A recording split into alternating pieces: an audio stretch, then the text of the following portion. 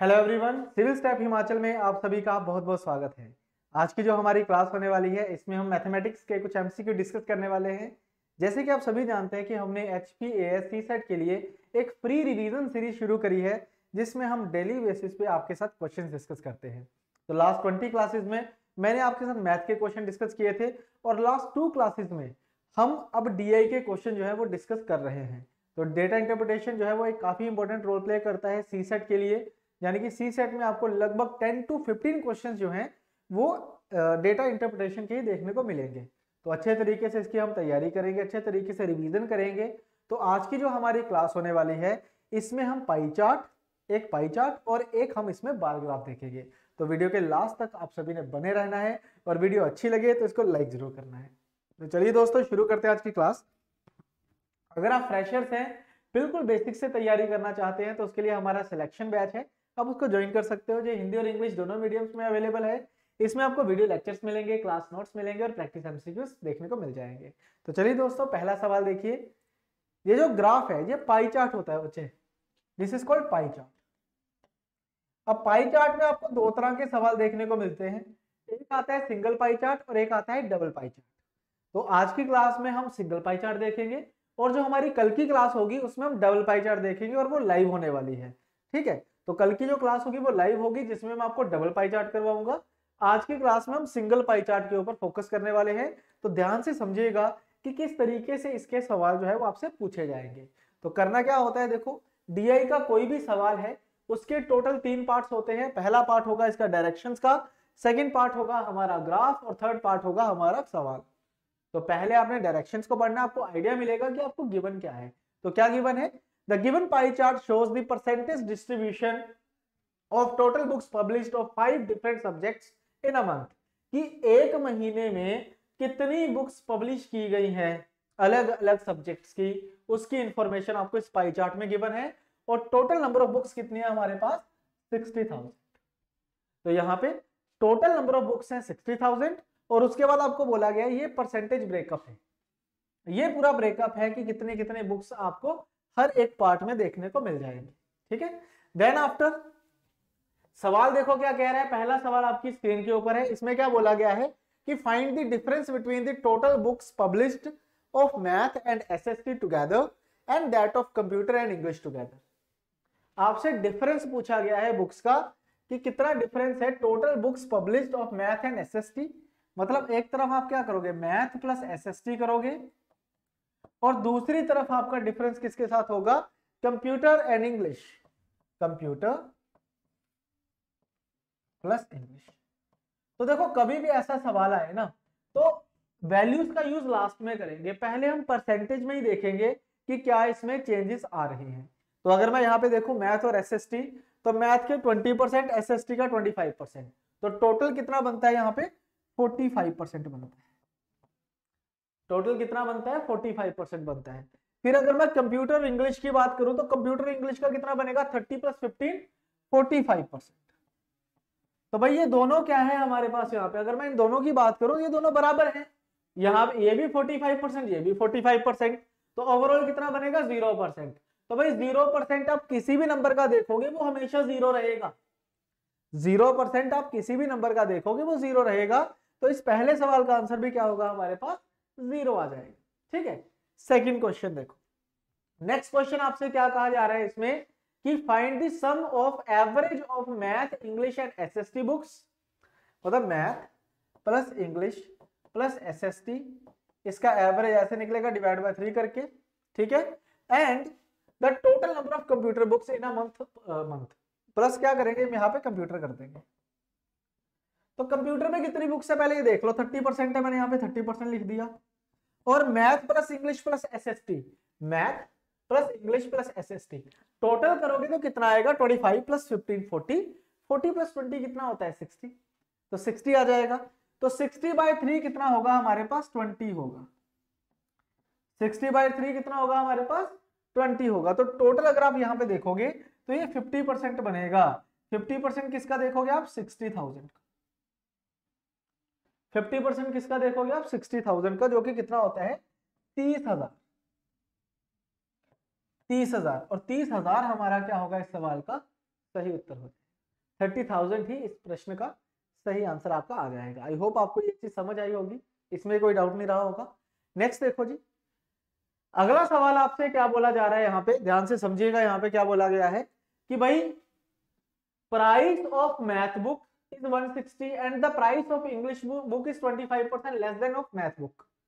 कि जो हमारे पास मैथ की बुक है वो 160 रुपए की है, तो मैं यहाँ लिख देता हूं कि मैथ की बुक हमारी कितने की है, 160 रुपए की है। और जो इंग्लिश की बुक है वो 25% कम पे है। भाई 25% कम का क्या मतलब होता है? 25% अगर कोई चीज कम है तो वो 1/4 कम होगी, यानी कि 40 रुपए। इसका 1/4 कितना होता है? 40। तो मैथ से 40 रुपए कम है तो कितना होगा? 120 होगा। फिर आपको क्या बोल दिया गया है कि shopkeeper gives 30% discount on each of the math and English book. अगर वो 30% का आपको डिस्काउंट दे दे, 30% मैथ की बुक का कितना हो जाएगा? 48, और यहाँ पे 30% कितना होगा? 36। यानी कि मैथ की बुक बेची जा रही है 112 रुपए में, और इंग्लिश की बुक जो है उसको सेल किया जा रहा है 84 रुपीज में। तो आपको बोला गया है कि बताओ कितने की बिकेंगी। टोटल एसपी पूछा गया है कितना होगा। अब यहाँ पे अगर मैं देखूं तो मैथ की बुक्स कितनी है जी? मैथ की बुक्स है 20% ऑफ 60,000, तो 20% अगर मैं 60,000 का निकालता हूं तो मैथ की बुक्स कितनी हो जाएंगी? 12,000, और एक बुक बिक रही है 112 की, तो ये टोटल आ गया हमारे पास, टोटल एसपी आ गया। ऐसे ही अगर मैं बात करूं इंग्लिश की बुक्स की तो 15% है। 15% किसका? 60,000 का। तो 60,000 का अगर मैं 15% देखूं तो कितना बनेगा? 9,000। और एक बुक कितने की है? 84 रुपए की। ठीक है, तो बस इनको मल्टीप्लाई करके हम ऐड करेंगे। मल्टीप्लाई करेंगे तो देखो 3 0 आएगा। ठीक है, और 12 इंटू 2 24, 2 कैरी, 12 प्लस 2 14, 1 कैरी, और ये 13,44,000 की हमारे पास मैथ की बुक सेल होंगी। और अगर मैं इंग्लिश की बात करूं तो फिर 3 0 आएंगे, और यहाँ पे 9 इंटू 4 36 होगा, 3 कैरी, 9 इंटू 8 72, 75 हो जाए। इनको अगर मैं ऐड करता हूं 1 2 3 0 0 1 और 2, 21 लाख आएगा आंसर। ठीक है बच्चे, आंसर कितना आ जाएगा इसका? 21 लाख। तो 21 लाख इस प्रश्न का क्या होगा? हमारा सही उत्तर हो जाएगा। 21 लाख इसका सही आंसर रहेगा। ठीक है, तो ये सवाल थोड़ा सा लेंथी था, बट हाँ ऐसे सवाल पूछे जा सकते हैं। इतना लेंथी तो बनता ही है एग्जामिनर में भी, एग्जाम में भी। ठीक है, चलिए अब अगला सवाल है, मैं चाहूंगा एक बार खुद से आप प्रैक्टिस करिए। ठीक है, वीडियो को आप चाहो तो यहाँ पे पॉज करके इसको सॉल्व करने की कोशिश करिएगा। पढ़ो एक बार खुद से पहले।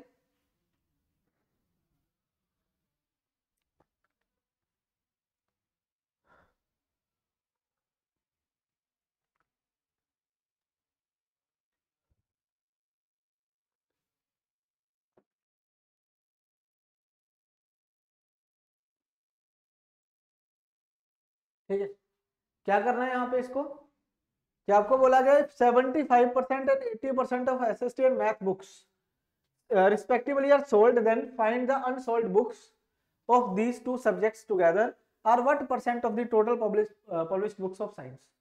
तो भाई 75% और 80% एसएससी और मैथ की बुक्स क्या होगी? सेल कर दी गई हैं। तो अनसोल्ड बुक्स कितनी होंगी? देखो यहाँ पे अगर हम देखें तो 75% बिक चुकी है मैथ एसएसटी की बुक्स, तो बची कितनी? 25% बची इसका। तो 25% बुक्स बची हुई हैं किसका? 25 का ही। 25 का ही 25% बचा हुआ है जो अनसोल्ड है एसएसटी में। ऐसे ही मैथ की बात करें तो उसमें 20% अनसोल्ड होंगी। अनसोल्ड क्यों होगी? क्योंकि 80% तो बिक गई, तो 80% बची हुई है मैथ का, तो यहाँ पे 20 आएगा। ऐसा ही होगा भाई, 20% किसका? मैथ का, तो मैथ ऑलरेडी 20% है। इसको सोल्व करोगे तो 6.25% होगा। ठीक है, और इसको सोल्व करेंगे तो ये कितना हो जाएगा? 4%। तो टोटल कितनी बुक्स है जो अनसोल्ड रही हैं?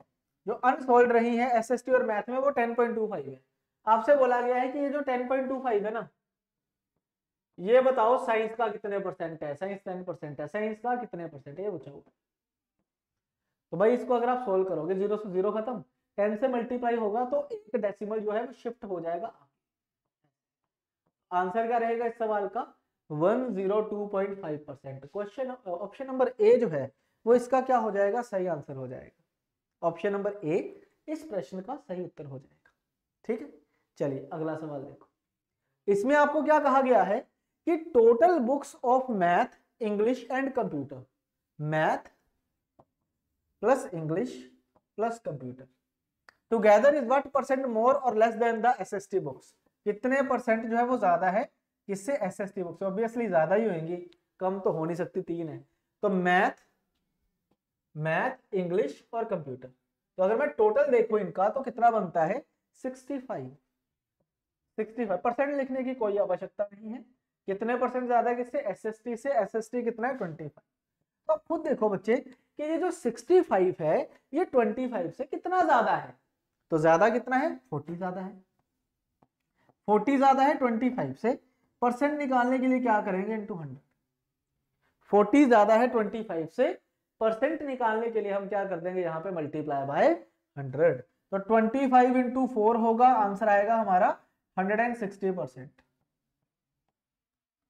160%। समझ गए बात को जी, आई होप ये क्लियर होगा। नेक्स्ट देखो जी, पहले 5 सवाल हमने कर लिए। अब जो नेक्स्ट 5 क्वेश्चन होंगे ये बार ग्राफ के हैं। इसको हिस्टोग्राम कहा जाता है, जो बार ग्राफ साथ साथ जुड़ा होता है इसको हिस्टोग्राम भी बोलते हैं। तो बाकी जो मर्जी बोले हमें कोई मतलब नहीं है, हमें तो आंसर निकालना है ना। तो इसमें क्या है, अगर मैं डायरेक्शंस पढ़ता हूं तो a soft drink company prepares drink of 3 different flavours XYZ, the production of 3 flavors over a period of 6 years has been expressed in a bar graph। तो बार ग्राफ में बता दिया गया है, बार ग्राफ में बता दिया गया है कि कितनी कितनी प्रोडक्शन हुई है। तो यहाँ पे क्या लिखा हुआ है, production of 3 different flavours XYZ company over the years in lakh bottles. ये याद रखना, बोतल लाखों में है, ये जो बोतलें हैं ना मैन्युफैक्चर हो रही हैं, प्रोड्यूस हो रही हैं, वो लाखों में है। अब इसमें अगर देखें तो यहाँ पे XYZ की बात करी गई है, तो ऑब्वियसली पहले X होगा फिर Y फिर Z होगा। तो ये 2005 6 7 8 9 10। तो अगर मैं आपसे बात करूं कि बताओ X फ्लेवर की 2005 में कितनी बोतल्स थी, तो ये 50 है, तो 50 लाख है।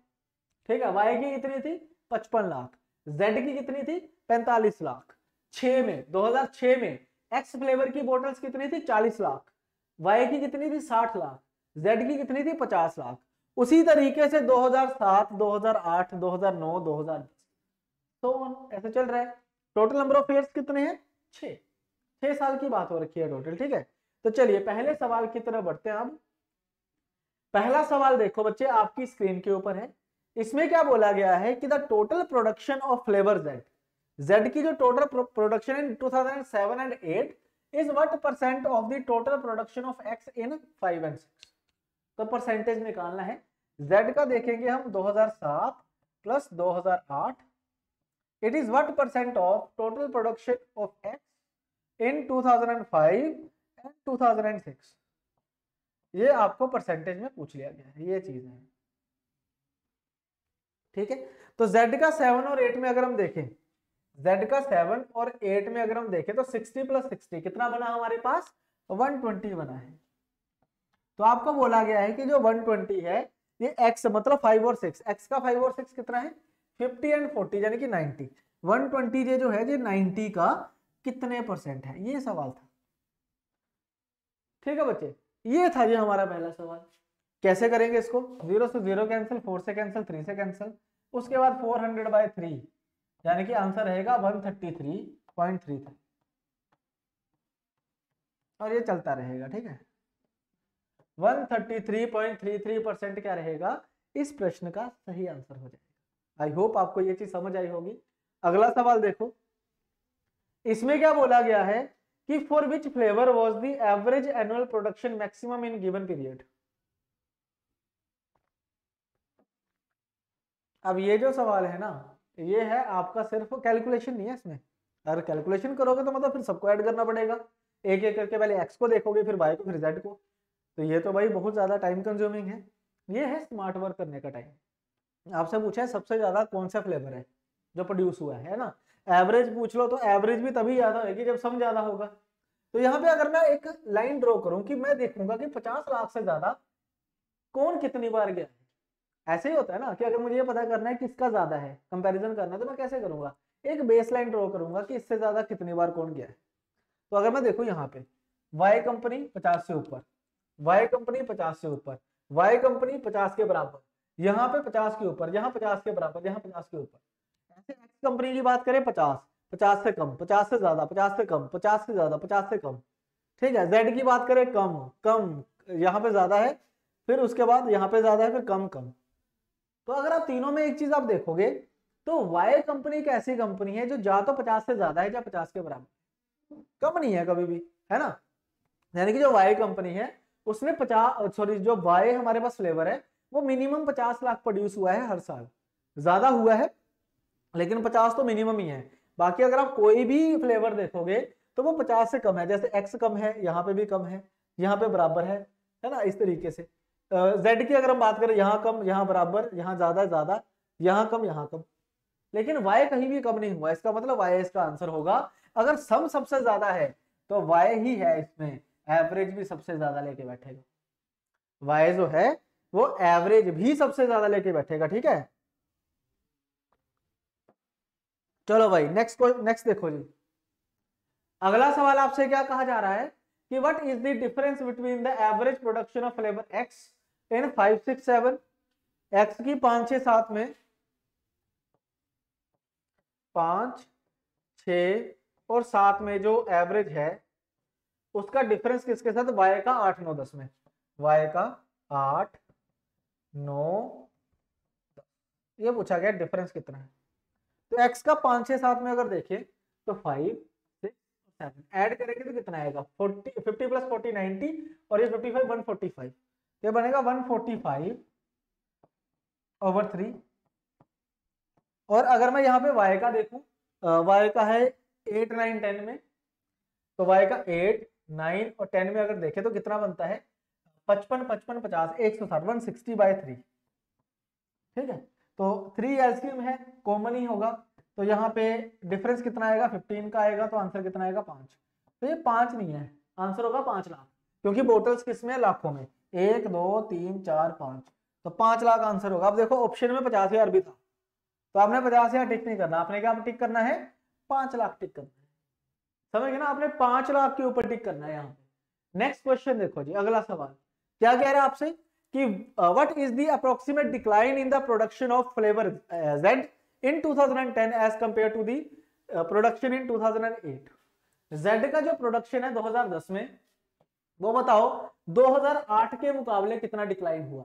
तो ऑब्वियसली डिक्लाइन तो हुआ ही है ना, तो पहले कितना था 60 था, अब कितना है 40, तो डिक्लाइन कितना हुआ है 20 आउट ऑफ 60, परसेंट निकालने के लिए इंटू 100 कर देंगे, तो ये 1/3 बनेगा। 1/3 क्या होता है, 33 1/3%, 1/3 क्या हो जाएगा हमारे पास, 33 1/3% हो जाएगा। आई होप आपको ये चीज समझ आ गई होगी, ठीक है। चलिए अब जो नेक्स्ट क्वेश्चन है, अब ये आपका होमवर्क है, ठीक है। अब ये आपका है होमवर्क, आपने क्या करना है, इसका आंसर निकालना है और बताना है कि किस तरीके से क्या इसका जो है वो आंसर होने वाला है, ठीक है। ये आपका होमवर्क रहेगा। अब तो अच्छे तरीके से करिएगा, अच्छे तरीके से आपने इसका आंसर करना है, कमेंट सेक्शन में आपने मुझे आंसर देना है, ठीक है। तो इसी के साथ दोस्तों आज की क्लास में खत्म करता हूं। क्लास अच्छी लगी है तो वीडियो को लाइक जरूर करना, हमारे चैनल को सब्सक्राइब कर लें अगर आप नए हैं तो, और इसी तरीके से अपने दोस्तों के साथ भी शेयर करिए ताकि वो भी सी सेट को अच्छे तरीके से रिवाइज कर सके। इसी के साथ अब नेक्स्ट क्लास में मिलेंगे कल, तब तक के लिए thank you very much, bye bye.